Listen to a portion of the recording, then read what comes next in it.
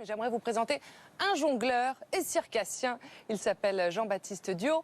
Il a été formé à la célèbre Académie Fratellini et il a décidé en 2018 de créer sa propre famille, sa compagnie Corps.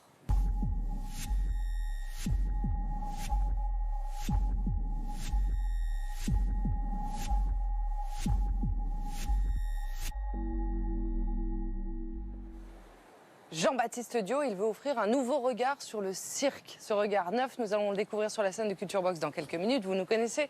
Mais d'abord, il va nous expliquer sa philosophie. Bienvenue Jean-Baptiste, installez-vous dans les canapés de Culture Box. Je vous présente Charlotte, Bolis et Joël. Bienvenue. Bonjour. Comment ça va? Plutôt bien. On vous accueille aussi sur une musique qui vous fait du bien apparemment. Ce groupe australien qui s'appelle The Omnific. Et la chanson s'appelle Scurry Pung. Faut savoir que moi, de base, mon dada, c'est plutôt la musique extrême.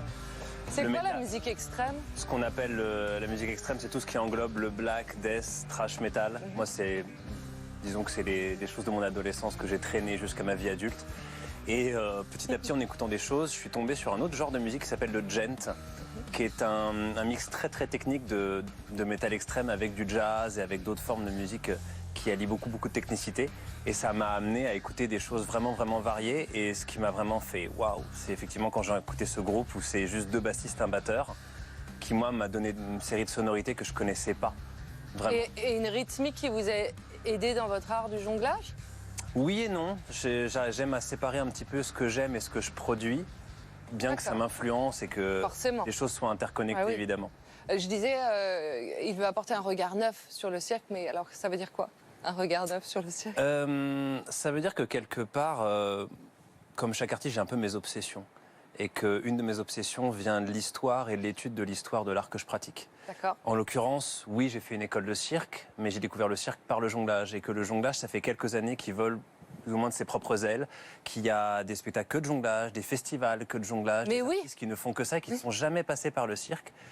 Et du coup, quelque part, j'ai eu la chance à la fois d'être effectivement diplômé de l'Académie Fratellini, ça date maintenant un petit peu, mais avant ça, j'ai étudié avec un vieux maître de jonglerie traditionnelle italien qui, au-delà de l'enseignement, c'était beaucoup d'anecdotes et comment ça se passait quand on bossait dans un cabaret dans les années 40 du côté de Berlin, comment ça se passait durant la guerre froide, quand on allait d'un bloc à l'autre, ce genre de choses-là. Et en fait, je me suis imprégné de tout ça en me disant un jour ou l'autre, ça va ressortir dans mon discours. Je ne sais pas quand, mais un jour ou l'autre, c'est sûr que ça va ressortir. Donc oui, ce regard, je ne sais pas s'il est neuf, mais en tout cas, je sais que j'ai cette chance-là d'avoir eu deux pôles d'influence qui font qu'aujourd'hui mon travail est ce qu'il est, quoi. Oui, alors l'une des dernières créations de Jean-Baptiste s'appelle Arcane et s'adresse à un portrait de femmes de différents horizons. On va regarder un extrait puis on en parle juste après.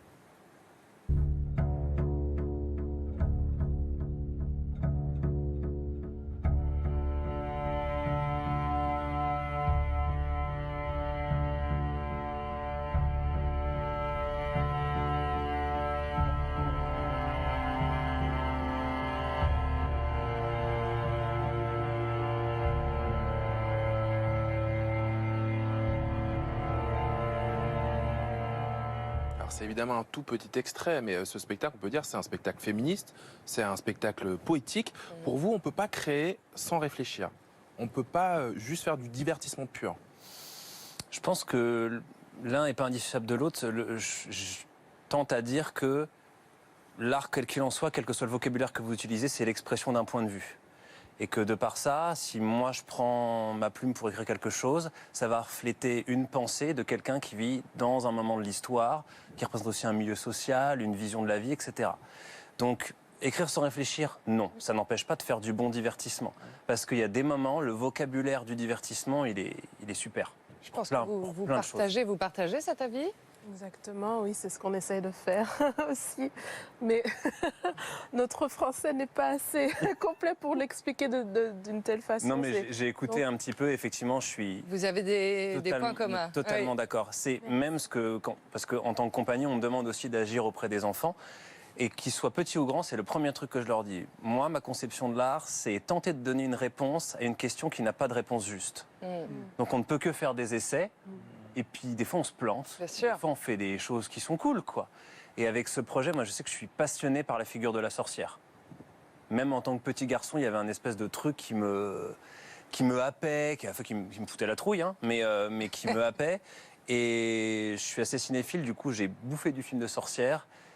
Est arrivé un jour où j'ai vu le film The Lords of Salem de Rob Zombie et je ne savais pas ce que je voyais. Et tous les ans je le revois et tous les ans je me dis mais c'est dingue ce que les gens arrivent à faire avec ça. Et c'est un mec qui l'a fait. C'est intéressant les C'est un mec qui l'a fait. Je me dis mais comment c'est possible de faire ça comme ça. Et c'était légitime parce que en 2022, un homme qui dirige 5 femmes, il fallait que je me pose la question de quel genre de metteur en scène tu veux être, qu'est-ce que tu vas apporter.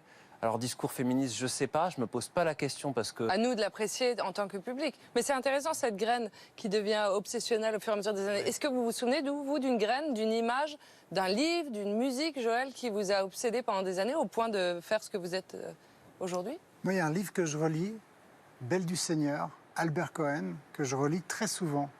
Et c'est intéressant parce que je trouve hyper fort ce que tu dis dans la question de la vérité ou de sa vérité dans l'œuvre, hein. Et ce qui est intéressant, c'est que j'ai l'impression que quand on relit, surtout encore à des âges où même si on a un certain âge, on se construit encore, on se rend compte à quel point notre vérité, elle évolue, elle change avec nous. Et je trouve qu'avoir une œuvre qui nous suit, c'est arriver aussi à un moment donné, surtout dans un monde où tout bouge et tout est très rapide, de prendre le temps de s'arrêter sur soi et de voir quelle évolution on est en train de faire, puisque notre vérité maintenant est un peu différente de celle qu'on a pu avoir un an avant ou 2 ans avant. Et je suis sûre que ceux qui nous regardent ont ça aussi, une œuvre qui vous a accompagné une partie de votre vie, que vous avez plaisir à retrouver et à voir et à se comparer éventuellement au fur et à mesure de l'histoire de notre vie. Jean-Baptiste, vous dites que les corps de circassiens sont tous différents et qui sont forgés par leur discipline. Est-ce que vous pouvez nous donner des exemples concrets? C'est quoi la particularité physique d'un jongleur comme vous, par exemple, par rapport à celle d'une équilibriste?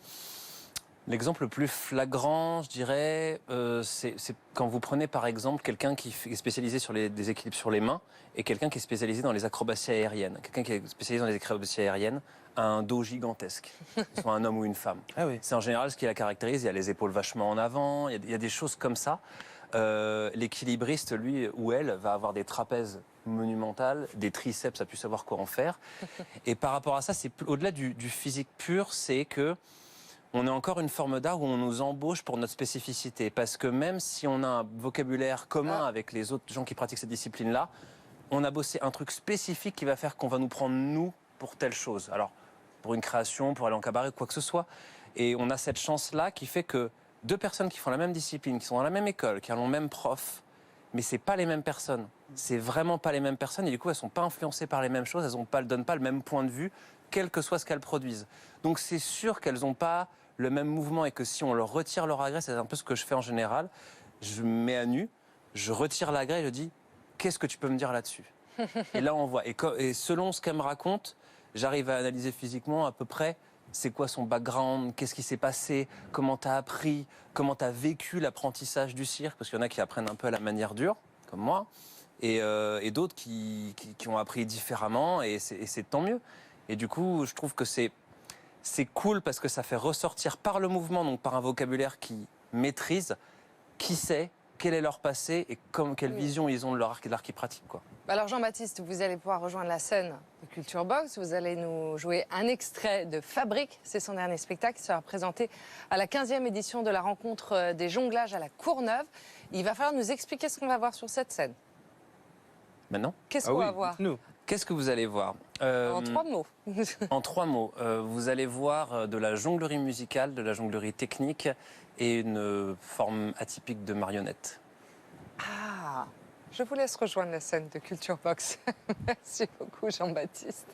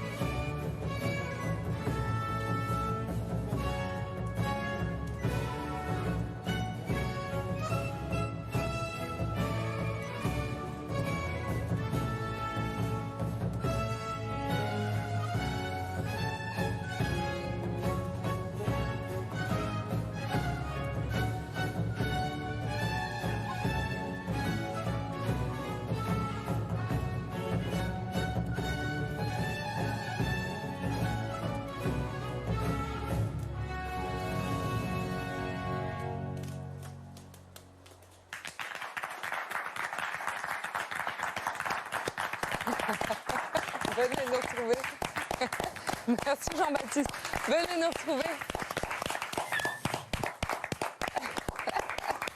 En effet, on n'avait jamais vu ça. Tout va bien? Tout va plutôt bien. Alors, vous nous avez emmenés. On est partis. On a voyagé. Cool. trop cool. Il faut voir la suite, évidemment. Allez voir nos artistes sur scène. Ça vous fera du bien, vous évader.